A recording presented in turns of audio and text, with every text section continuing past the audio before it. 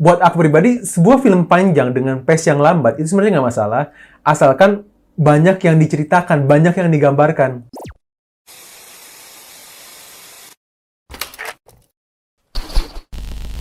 Hai, welcome to The Flick, bareng gua, Rabi Anggara.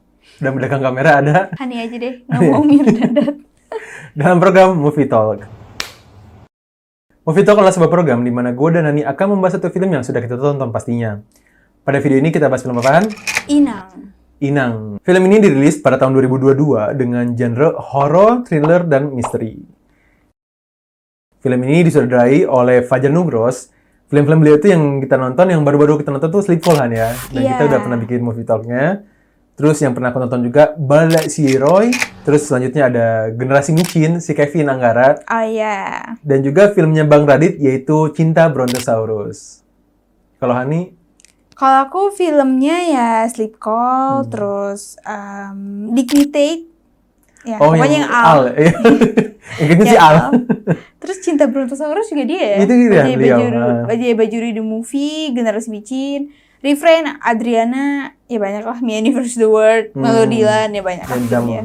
Nah, selanjutnya untuk para cast-nya, itu aku kaget sih, ini ada Naysila Mirdad. Aku udah lama banget loh nggak nonton dia. Iya, dia Terakhir kan kali ya. sinetron juga udah lama ya. Yang aku nonton sebenarnya cuma satu sih sebenarnya. Apa? Intan.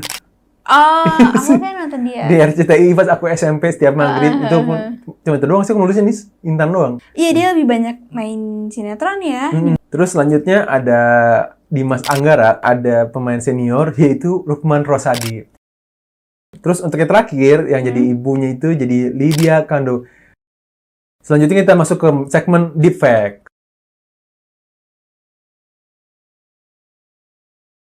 Di segmen ini gue akan memberikan 3 fakta mengenai film ini. Yang pertama, film ini film pertamanya seorang ibu dan anak. Iya, pasangan ibu anak Naysila Mirdad dan ya? Lydia ini live ya. Di sini juga kayak sosok ibu kan sebenarnya. Iya. Nah ini jadi film pertama si Naysila Mirdad dan juga si Lydia Kando. Jadi udah bertahun-tahun mereka acting tapi mereka baru pertemukan di film ini gitu ya. Iya, kalau Amanana Mirdad kalau nggak salah udah pernah sinetron. Tapi untuk Naysila ternyata inilah pertama kalinya mereka bekerjasama. Nah yang kedua, tadi kamu udah bahas nih Han. Di film ini juga Rukman Rosadi itu yang jadi acting coach-nya. Jadi dialah yang ngajarin itu ya, melatih acting segala macam gitu. Nah yang terakhir, film ini adalah film horor pertamanya Fajar Nugros. Iya. Sebelum-sebelumnya walaupun aku sempat nonton di Inframe-nya Ko Ernest ya. Kalau nggak salah sebenarnya mereka tuh lebih nggak mau ini jadi film horor karena ini lebih thriller. Tapi karena dianggapnya ada hantunya dikit muncul jadi ya udah dianggapnya horor gitu. Iya sih, walaupun nanti kita bahas di POI deh. Itu dia beberapa fakta mengenai film ini. Selanjutnya seperti biasa sebelum gue masuk ke pembahasan BOI, Hani akan membacakan sinopsisnya. Hani silakan. Film ini menceritakan Wulan yang diperankan oleh Naysila Mirdad yang hamil di luar nikah, tapi bingung bagaimana mengurus bayinya. Dengan kondisi Wulan sendiri aja dia udah susah lah, sangat pas-pasan. Terus dia juga pacarnya nggak mau bertanggung jawab atas anaknya.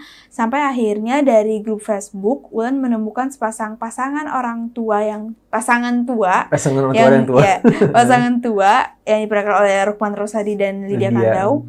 Yang ingin menjadi orang tua asuh untuk anaknya saat anaknya lahir. Akhirnya Wulan yang awalnya seneng nih dengan kedua pasangan, si Rukman Rosadi dan Lydia Kandau ini yang kelihatannya baik-baik gitu ya. Tapi lama-lama Wulan menemukan banyak keanehan di rumah pasangan tersebut.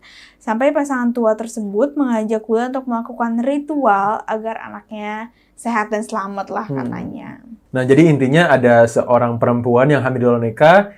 Terus dia aja udah susah hidupnya, bingung, dan alhamdulillahnya ada sebuah pasangan yang mau menerima anaknya si Wulan ini ya. Iya, ratu asuh. Tapi ternyata ada maksud di situ. Pasangan itu banyak keanehan dan banyak maksud tersebut atas tujuan dia ingin mengasuh anak tersebut. Itu dia sinopsis dari film ini. Selanjutnya kita akan masuk ke pembahasan POI. Bagi yang belum nonton, skip aja bagian ini karena akan mengandung spoiler. Nah, yang pertama dari akuan. Konsep film ini tuh menggunakan kebudayaan kalender Jawa ya. Di awal film kan kita disebutin Rubu Wengkasa gitu. Prabu Wekasan. Ya itulah. Jadi aku suka dengan film-film yang itu sih, aku suka dari konsep kalender Jawanya gitu kan. Unik lah buat aku gitu. Oke. Nah terus selanjutnya yang bikin aku rada terpukau adalah film ini berani kan. Ya sih, banyak banget beberapa adegan yang tidak buat anak kecil. Ya kan. Nah, jadi ini sebuah catatan, mending kalau misalkan lu mau nonton, please jangan bawa anak kecil lah ikut nonton, karena banyak adegan-adegan yang adegan-adegan dewasa gitu yang tidak pantas untuk ditonton oleh anak-anak kecil sih kan. Fajar Nugros dari 2002 ke sini filmnya rada-rada berat-berat semua. Berani semua ya. Film ini tuh tadi kamu udah bahas kan, kalau film ini sebenarnya horornya juga horor sedikit sih. Jadi ini clearly bukan sebuah film hantu sih sebenarnya. Lebih ke kultus jadinya sih. Iya, kultus thriller gitu ya. Kultus thriller gitu sih. Jadi yang kamu bilang sih emang bener, kayak aku pun ngerasa kayak horornya sih gak dapet sih. Tapi yang aku dapet adalah uneasy feeling, tau gak sih? Dari film ini tuh kayak ada perasaan gak nyaman, gak enak, gak tenang gitu film ini tuh. Vibe-nya tuh seram, misterius, gak jelas gitu loh. Iya, gak jelas gitu. Jadi kayak uneasy feeling gitu. Iya, Dan vibe ini yang aku rasakan di film Get Out. Film Get Out itu film Jordan Peele, ya mirip-mirip, bukan mirip ya, maksudnya vibes-nya tuh rada mirip film ini sih. Yang gak nyaman, yang gue pengen cepet-cepet keluar dari situasi ini gitu. Iya. Iya, film itu bikin psikologi kita tuh kayak gitu, greget, kayak nggak betah gitu loh, kayak tapi bukan nggak betah nontonnya ya, tapi nggak betah aja gitu. Nggak betah karena situasinya gitu, dibikin nggak nyaman dari soundnya. Misterius tapi nggak jelas, tapi kadang-kadang baik, kayak manipulatif. Iya, manipulatif. Dan itu sih ya, mungkin kamu perlu nonton sih film Get Out, mungkin nggak sama ceritanya, tapi vibes-nya sih rada-rada mirip sih yang Get Out gitu. Oke, yang paling aku suka juga aktingnya Naysila Mirdad.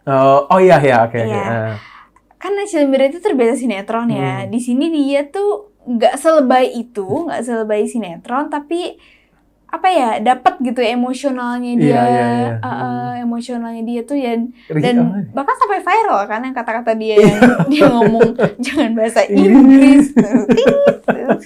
Iya benar. Karena di situ tuh dia bener-bener yang Dimas Anggaranya lagi serius, dia tuh kayak ngeblank gitu kan, sampai jadi meme banyak kan. Jadi menurut aku ya Naysila Mirdad hebat sih, kayak setelah bertahun-tahun dia tuh dia dari dulu juga udah viral ya, cuman dia bisa membuat jargon-jargon yang menjadi film itu viral gitu. Dan kalau nggak salah tuh di film Intan tuh dia tuh yang jadi cewek yang lemah gemulai gitu nggak sih? Iya. Kalau di sini tuh kayak buset kasar banget orangnya. Iya. Mostly kan dia di film di sinetronnya kan yang protagonis banget kan. Di sini tuh mungkin dia belum membalas dendam ke semuanya kali ya. Acting dia yang benar-benar gitu.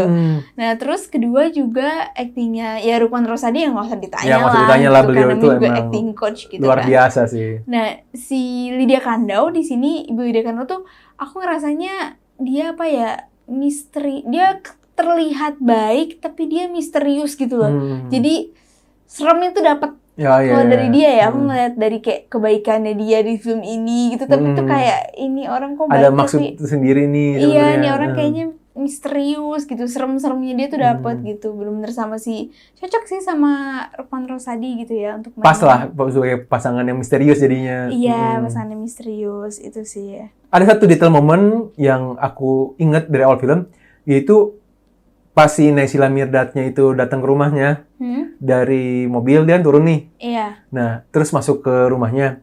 Itu digambarin ada tikus masuk ke perangkap. Iya. Nah, itu kayak ceritakan kayak tikus ini itu kayak Naysila Mirdad yang masuk ke perangkap tapi tanpa dipaksa. Iya. Tikus ini sendiri yang masuk ke perangkap itu sama kayak Naysila Mirdad yang masuk ke perangkap. Begitu udah masuk dia baru nyadar. Iya, nggak bisa kemana-mana gitu. Itu sih satu detail momen yang cukup singkat tapi memorable gitu sepanjang film. Nah, terus aku mau ngomongin soal cerita nih Han. Sebenarnya aku tangkap sih ceritanya ini karena ini spoiler ya. Dimas Anggaranya yang lahir di hari yang paling sial yang dari kalender Jawa itu. Rebu Wekasan. Iya, Rebu Wekasan.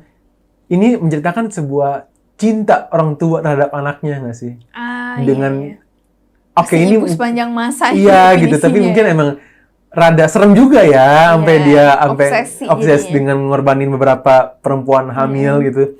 Cuman di satu sisi juga kayaknya kalau aku pribadi punya seorang anak, mungkin juga akan melakukan hal yang sama, mungkin gitu ya, karena ya aku ngerti kayak ya ini anak darah daging kita, terus dia sial banget dan dia bisa aja mati.